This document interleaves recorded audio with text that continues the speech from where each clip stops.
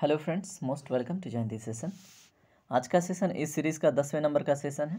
इसके पहले हमने 9 सेशन कवर कर लिए हैं जो प्लेलिस्ट में आपको मिल जाएगा।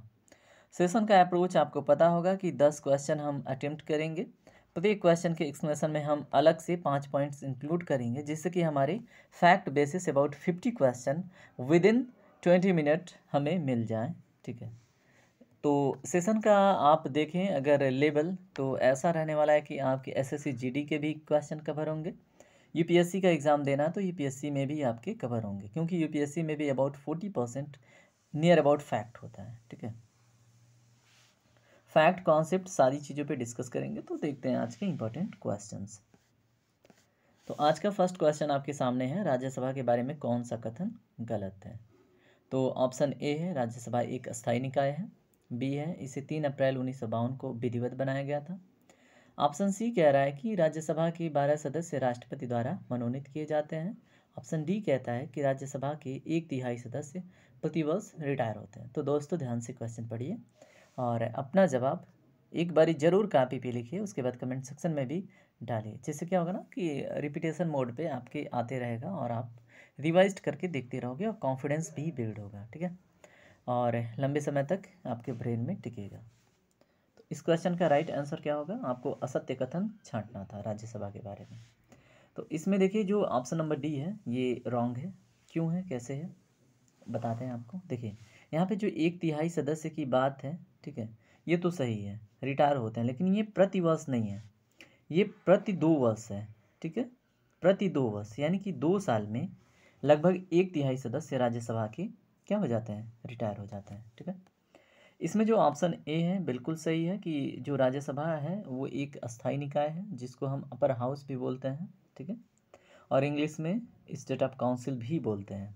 ओके, और देखिए ऑप्शन बी है, 3 अप्रैल 1952 को विधिवत बनाया गया था राज्यसभा को, ये भी बिल्कुल सत्य है। ठीक है, तो 3 अप्रैल को राज्यसभा दिवस भी मनाया जाता है, ये भी आपको पता होना चाहिए। चलिए, इसमें जो सी ऑप्शन है उसे देखिए, राज्यसभा के 12 सदस्य राष्ट्रपति द्वारा मनोनीत किए जाते हैं, बिल्कुल सच। ठीक है, तो 12 सदस्य राष्ट्रपति द्वारा मनोनीत किए जाते हैं, तो इलेक्ट कितने होते हैं बताइए। देखिए इसमें एक लिमिट है। ठीक है, अगर इसमें कितने हैं, टोटल मेंबर्स कितने हो सकते हैं, अबाउट 245। ठीक है, कितने हो सकते हैं, 245। अब इसमें 245 में 233 जो हैं वो क्या है, इलेक्टेड। ठीक है, उसके बाद जो 12 हैं वो क्या है, नॉमिनेटेड। ठीक है, तो ये आपको पता होना चाहिए। चलिए, इसके साथ एक इम्पॉर्टेंट फैक्ट और ऐड करते हैं, वो क्या है, ये किस आर्टिकल में इसका जिक्र आता है, तो वो है आर्टिकल 80। ठीक है, तो राज्यसभा का डिस्कशन अगर आए तो पता होना चाहिए आर्टिकल 80 में मेंशन्ड है। ठीक है, राज्यसभा का कार्यकाल की बात आए तो कितना है बताइए, 6 साल। ठीक है, और इसको इसीलिए अस्थायी सदन कहा जाता है क्योंकि इसको भंग नहीं किया जा सकता। ठीक है, अब देखिए आ गया है सामने, तो हम देख लेते हैं लोकसभा भी। ठीक है, तो लोकसभा किस में आता है बताइए, यूनियन में आता है। ठीक है, किस आर्टिकल में आता है, आर्टिकल 79। ठीक है, तो 79 आपको पता होना चाहिए। और पार्ट की बात आए तो किस पार्ट में आता है ये सारी चीज़ें, तो पार्ट 5। ठीक है, तो जितना भी आपने सीखा इसको आप ध्यान में रखिएगा, सेशन को अगेन देखिएगा, रिवीजन की दृष्टिकोण से इम्पोर्टेंट है। अगले क्वेश्चन पे चलते हैं। देखिए अगला क्वेश्चन, भारत के संविधान की व्याख्या करने के लिए अंतिम प्राधिकरण कौन सा है। ठीक है, भारत के संविधान की व्याख्या करने के लिए अंतिम प्राधिकरण कौन सा है, आपके सामने ऑप्शन है, ए राष्ट्रपति, बी प्रधानमंत्री, सी सुप्रीम कोर्ट, डी संसद। तो इसका सही जवाब क्या होगा, इसका सही जवाब होगा सुप्रीम कोर्ट। ओके, चलिए सुप्रीम कोर्ट सामने आया तो इसके विषय में थोड़ा सा जानकारी हम और इकट्ठा करते हैं। देखिए संविधान में यानी कि कॉन्स्टिट्यूशन में एक सुप्रीम कोर्ट होगा, एक सुप्रीम कोर्ट इस्टेब्लिश्ड होगा, उसका प्रावधान किस आर्टिकल में है, अगर ऐसा क्वेश्चन पूछें तो आपको पता होना चाहिए वो क्या है, 124A। ठीक, 124A, 124A में ये प्रावधान दिया गया है। ठीक है, एक क्वेश्चन आगे बढ़ के और अगर देखा जाए तो फर्स्ट सीजीआई ऑफ इंडिया, ठीक है, तो कौन है भारत के प्रथम मुख्य न्यायाधीश कौन है? तो वो कौन है? एच.जे. कानिया। क्या नाम है उनका? एच.जे. कानिया, ठीक है, ओके। अगर कहीं क्वेश्चन बने कि जब भारत स्वतंत्र नहीं था, यानी कि ब्रिटिश इंडिया के दौरान, रेगुलेटिंग एक्ट 1773 के अंतर्गत 1774 में सुप्रीम कोर्ट का इस्टेब्लिशमेंट हुआ था। कहाँ पे? कलकत्ता में। उस समय कौन था? उस समय सुप्रीम कोर्ट का जज कौन था? तो आपको पता होना चाहिए जवाब एलिजा एम्पे। क्या नाम था उनका? एलिजा एम्पे, ओके। तो ये भी एक इम्पॉर्टेंट फैक्ट है, एग्ज़ाम में पूछे तो आपको एटलीस्ट पता होना चाहिए, ओके। अब अगर क्वेश्चन ऐसा बनता है कि भारत की प्रथम महिला न्यायाधीश, ठीक है, अगर इस प्रकार का आपसे क्वेश्चन बने या फिर कोई पूछे या एग्ज़ाम में पूछे तो आपको पता होना चाहिए, ठीक है। क्या पता होना चाहिए? वो कौन थी? लीला सेठ। क्या नाम था उनका? लीला सेठ, ओके। अब यहाँ पे इम्पोर्टेंट ये हो जाता है, ये कहाँ पे, किस स्टेट, किस यूनियन टेरिटरी में? तो ये था दिल्ली हाई कोर्ट, ठीक है, दिल्ली हाई कोर्ट सॉरी। तो दिल्ली हाई कोर्ट में कौन सा ईयर था? 1991, ठीक है। तो ये चीज़ आपको पता होना चाहिए, नहीं पता तो फिर पता हो गया, है ना। अगला क्वेश्चन देखिए। एक मिनट, मैं थोड़ा सा ना गले पे कुछ खराश हो रहा है, मैं उसको ठीक करता हूँ। Okay, now I am good, let get start again. तो अगला क्वेश्चन देखिए, भारत के राष्ट्रपति का चुनाव लड़ने के लिए न्यूनतम और अधिकतम आयु क्या होनी चाहिए? ठीक है, आपके सामने चार ऑप्शन है, चूज कीजिए। 25 वर्ष से 65 वर्ष, 35 वर्ष से 65 वर्ष, 25 वर्ष से कोई सीमा नहीं, 35 वर्ष से कोई सीमा नहीं। इसका सही जवाब है ऑप्शन नंबर डी, यानी कि भारत के राष्ट्रपति का चुनाव लड़ने के लिए न्यूनतम सीमा है 35 वर्ष, लेकिन अधिकतम आयु का कोई लिमिट नहीं है, ठीक है। तो ये एक इम्पॉर्टेंट जानकारी थी जो आपको होनी चाहिए थी, ठीक है। अब हम थोड़ा सा प्रेसिडेंट के विषय में जान लेते हैं, जो इम्पोर्टेंट फैक्ट्स हैं वो हम जान लेते हैं। अगर वर्तमान में जो प्रेसिडेंट हैं, राष्ट्रपति हैं, तो वो कौन है? अगर आपसे क्वेश्चन कोई पूछे या एग्ज़ाम पूछे तो द्रौपदी जी का याद रखिएगा, द्रौपदी मुर्मू, ठीक है। कौन है वर्तमान में? द्रौपदी मुर्मू। अगर फर्स्ट प्रेसिडेंट ऑफ इंडिया की बात हो, ठीक है, वो कौन थे? डॉक्टर राजेंद्र प्रसाद, ठीक है। तो ठीक है, ये दोनों फैक्ट। इसके बाद हम थोड़ा सा जानते हैं क्या, जो प्रेसिडेंट का पोस्ट है हमारे कॉन्स्टिट्यूशन में, उसके बारे में, ठीक है, उसके बारे में थोड़ा सा हम जानकारी इकट्ठा करें। तो आर्टिकल 52 प्रोविज़न करता है प्रेसिडेंट का, किसमें? कॉन्स्टिट्यूशन में, संविधान में। कौन सा आर्टिकल? आर्टिकल 52, ठीक है। बहुत ही इंपॉर्टेंट आर्टिकल्स हैं, और कुछ आर्टिकल्स मैं और डिस्कस करूंगा जो इससे जुड़ी हुई हैं, ठीक है, और जो इम्पोर्टेंट है। देखिए, अगर बात हो एग्जीक्यूटिव पावर्स ऑफ पार्लियामेंट की, ठीक है, जो भी एग्जीक्यूटिव पावर्स होते हैं पार्लियामेंट के, तो वो आर्टिकल 53 में आते हैं। किस में? आर्टिकल 53 में, ठीक है। इसके बाद जो इलेक्शन का मतलब होता है, इलेक्शन का प्रोविज़न है प्रेसिडेंट का, वो किस आर्टिकल में आता है? अगर ऐसा क्वेश्चन बने तो आपको पता होना चाहिए 54, ठीक है। तो आर्टिकल 54 में इलेक्शन ऑफ प्रेसिडेंट, यानी कि प्रेसिडेंट का क्या है? चुनाव, ठीक है, आर्टिकल 54 में। इसके अलावा जैसे होता है ना कि किस प्रकार से प्रेसिडेंट को चुना जाएगा, way of election of president की बात हो, तो वो आर्टिकल आपका 55 हो जाता है, ठीक है। तो ये भी आपको पता होना चाहिए। अगर आपसे क्वेश्चन बने कि टेन्योर ऑफ प्रेसिडेंट मीन्स कि प्रेसिडेंट का जो कार्यकाल होता है वो किस आर्टिकल में मेंशन है, ठीक है, तो 56 आपको याद होना चाहिए। क्या? 56। देखिए, मैक्सिमम लोगों का रिटायरमेंट क्या होता है? 65, ठीक है। इसको रिवर्स आप करेंगे तो 65 हो रहा है। यहाँ पे आर्टिकल क्या है? 56। ये क्या, किसकी बात करता है? प्रेसिडेंट के टेन्योर के बारे में। तो ये थोड़ा सा आपको एक हिंट मिलेगा यहाँ से, तो ठीक है। आर्टिकल 56 बात करता है टेन्योर ऑफ प्रेसिडेंट का, ठीक है। जैसे अगर कोई प्रेसिडेंट बन चुका है, अगेन वो प्रेसिडेंट की पोस्ट के लिए अपॉइंट होता है, तो उसकी जो एलिजिबिलिटी है री इलेक्शन की, तो उसका प्रोविज़न दिया गया है आर्टिकल 57 में, और ये बात भी लिखी गई है आर्टिकल 57 में, ओके। अगर हम बात करें एलिजिबिलिटी की, जैसे एक प्रेसिडेंट के लिए एलिजिबिलिटी होती है ना, चलिए एलिजिबिलिटी भी हम जान लेते हैं पहले, ठीक है। क्या होनी चाहिए एलिजिबिलिटी, उसके बाद हम आगे बढ़ेंगे। एक प्रेसिडेंट होने के लिए किसी, मतलब किसी नहीं, भारत में स्पेशली, तो वो व्यक्ति होना चाहिए सिटीजन ऑफ इंडिया, ठीक है। तो पहले तो वो सिटीजन ऑफ इंडिया होनी चाहिए, जो भी व्यक्ति हो, ठीक है। CI stand for what, citizen of India, यानी कि भारत का नागरिक। और प्रेसिडेंट को क्या बोला जाता है, फर्स्ट सिटीजन ऑफ इंडिया, ठीक है। अगर ऐसा भी क्वेश्चन बने कि फर्स्ट सिटीजन ऑफ इंडिया कौन कहलाता है, तो होते हैं प्रेसिडेंट, ठीक है। अब इसके अलावा क्या होना चाहिए, उसका मिनिमम एज 35 वर्ष होना ही चाहिए, कितना, 35 ईयर, ठीक है। उसके बाद क्या होनी चाहिए, वो लोकसभा का मेंबर बनने की योग्यता रखता हो, ठीक है। तो लोकसभा का मेंबर बनने की योग्यता अगर रखता है, ठीक है, तो एलिजिबल है, ओके। और एक इम्पॉर्टेंट चीज़ जो एक आता है कॉन्सेप्ट प्रॉफिट ऑफ ऑफिस का, ठीक है। तो वो प्रॉफिट ऑफ ऑफिस के किसी भी पोस्ट पे नहीं होना चाहिए, वो ऐसे किसी भी लाभ के पद पे नहीं होना चाहिए, वो सेंट्रल गवर्नमेंट हो या स्टेट गवर्नमेंट हो, ठीक है। तो ऐसे किसी भी पोस्ट पे वो कार्य करते हुए नहीं मिलना चाहिए। और इसका प्रोविज़न कॉन्स्टिट्यूशन के किस आर्टिकल में दिया गया है, तो वो है आर्टिकल कौन सा, 58, ठीक है। क्या है, आर्टिकल 58, ओके।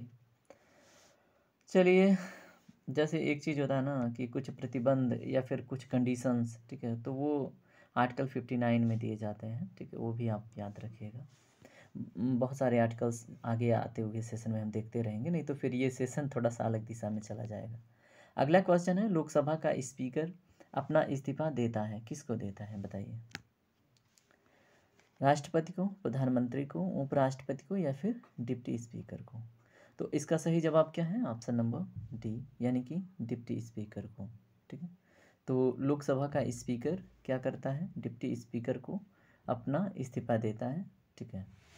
चलिए, लोकसभा के स्पीकर से रिलेटेड कुछ इंपॉर्टेंट बात कर लेते हैं, ठीक है। देखिए, कॉन्स्टिट्यूशन में ना एक प्रोविज़न है आर्टिकल 108 के अंतर्गत, ठीक है।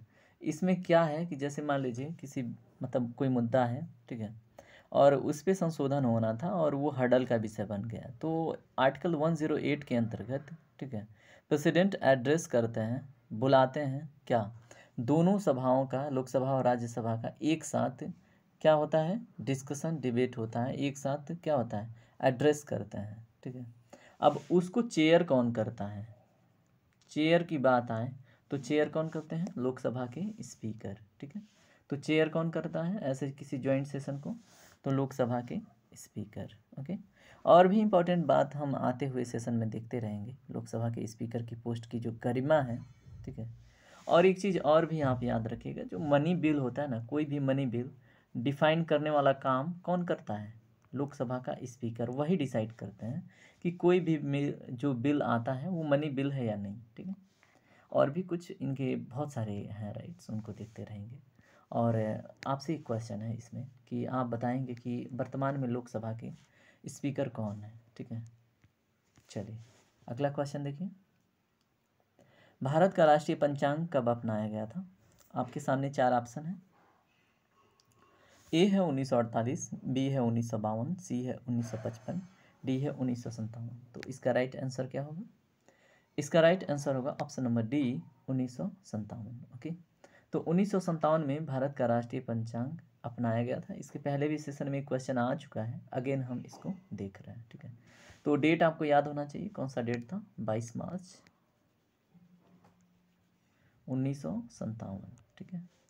22 मार्च 1957 को भारत का राष्ट्रीय पंचांग अपनाया गया था, ठीक है।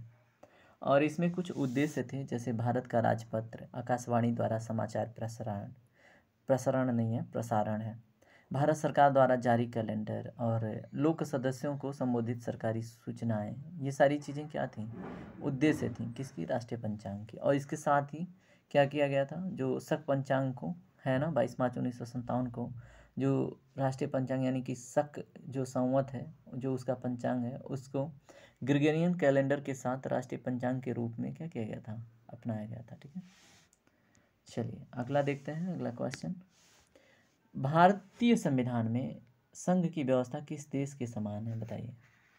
बहुत ही इंटरेस्टिंग क्वेश्चन है। United states, United kingdom, Australia, Canada. इसका सही जवाब है यूनाइटेड स्टेट्स। ठीक है, अगर हम बात करें फेडरल स्ट्रक्चर यानी कि संघीय नेचर की, ठीक है, फेडरल क्या होता है, फेडरल नेचर क्या होता है और यूनियन नेचर क्या होता है, इसको हम समझते हैं थोड़ा सा। ठीक है, देखिए अगर स्टेट, ठीक है, ये मान लीजिए ए स्टेट है, बी स्टेट है, ठीक है, और क्या है, सी स्टेट है, डी स्टेट है। ठीक है, इन स्टेटों से मिलके एक कंट्री बन रही है। ठीक है, और इसमें ए स्टेट का अपना अलग कॉन्स्टिट्यूशन नहीं, सॉरी कॉन्स्टिट्यूशन नहीं, ए स्टेट का अपना अलग ही सुप्रीम कोर्ट है पूर्ण रूप से स्वतंत्र, बी का अपना अलग ही कानून है पूर्ण रूप से स्वतंत्र, सी का अपना अलग ही कानून है, या फिर सुप्रीम कोर्ट है, हाई कोर्ट है, एकदम बिल्कुल सेपरेट। ठीक है, तो इस प्रकार की व्यवस्था को हम फेडरल व्यवस्था बोलते हैं। ठीक है, इस प्रकार के कॉन्स्टिट्यूशन को फेडरल कॉन्स्टिट्यूशन बोलते हैं जो यूएसए का है।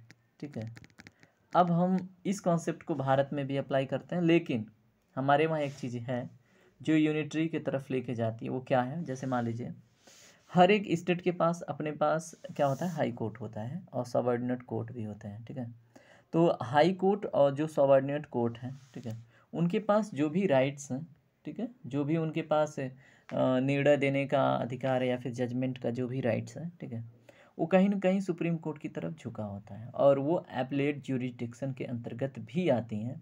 जैसे मान लीजिए हाई कोर्ट ने अगर किसी फैसले पे अपनी, सॉरी किसी केस पे अपना फैसला सुनाया, ठीक है, अब उस केस को डायरेक्ट सुप्रीम कोर्ट अपने अंदर ले लेगा, यानी कि हाई कोर्ट का जो फैसला वो अंतिम फैसला नहीं हो सकता है। ठीक है, वो एज अ एपलेट ज्यूरिसडिक्शन हो सकता है, किसका, सुप्रीम कोर्ट का। एपलेट ज्यूरिसडिक्शन ये होता है, जैसे मान लीजिए हाई कोर्ट ने कोई फैसला सुनाई, ठीक है, उस मैटर पे अगेन सुनवाई कर रहा है कौन, सुप्रीम कोर्ट। क्यों, क्योंकि उसके तक केस पहुंचाई गई। ठीक है, और सुप्रीम जो भी जैसे एडवाइजरी ज्यूरिसडिक्शन होता है, सलाहकारी मतलब न्याय। ठीक है, तो ये सारी चीज़ें क्या हैं, सुप्रीम कोर्ट के अपने पास हैं। ठीक है, एडवाइजरी ज्यूरिसडिक्शन, एपलेट ज्यूरिसडिक्शन, उसके बाद और भी स्पेशल ज्यूरिसडिक्शन भी करके एक कोई चीज़ है। ठीक है, और ओह सॉरी ओरिजिनल ज्यूरिसडिक्शन। ठीक है, ओरिजिनल ज्यूरिसडिक्शन में क्या होता है, सुप्रीम कोर्ट पूर्ण रूप से स्वतंत्र किसी नए केस पे जो अपनी सुनवाई करता है। ठीक है, तो ज्यूरिसडिक्शन को हमने इसके पहले भी सेशन में देख लिया है, हम देखेंगे आगे आने वाले सेशन में डिटेल में।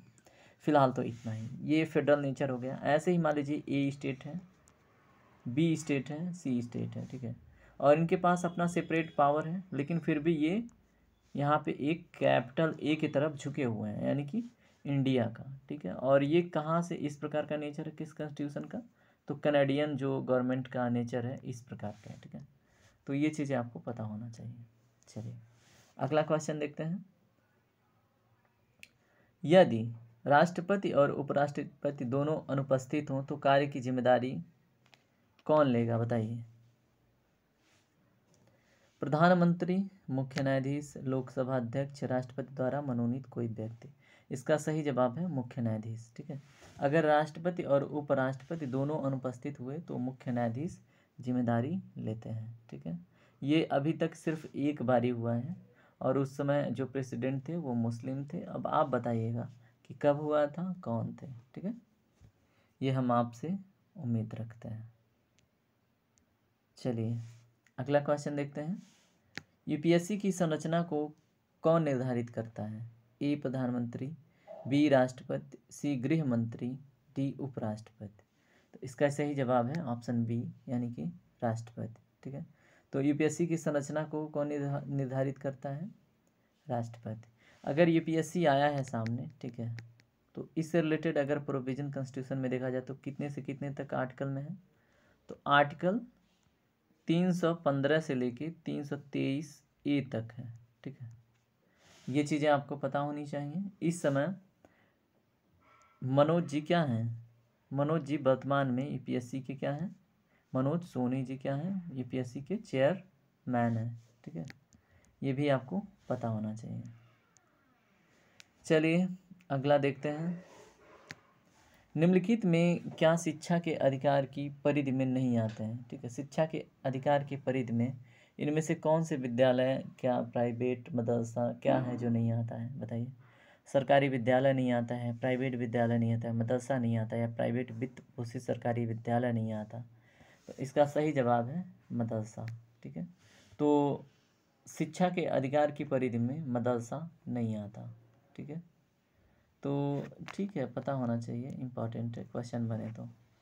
सिक्किम भारत संघ का सदस्य कौन से संविधान संशोधन के बाद बना, बताइए।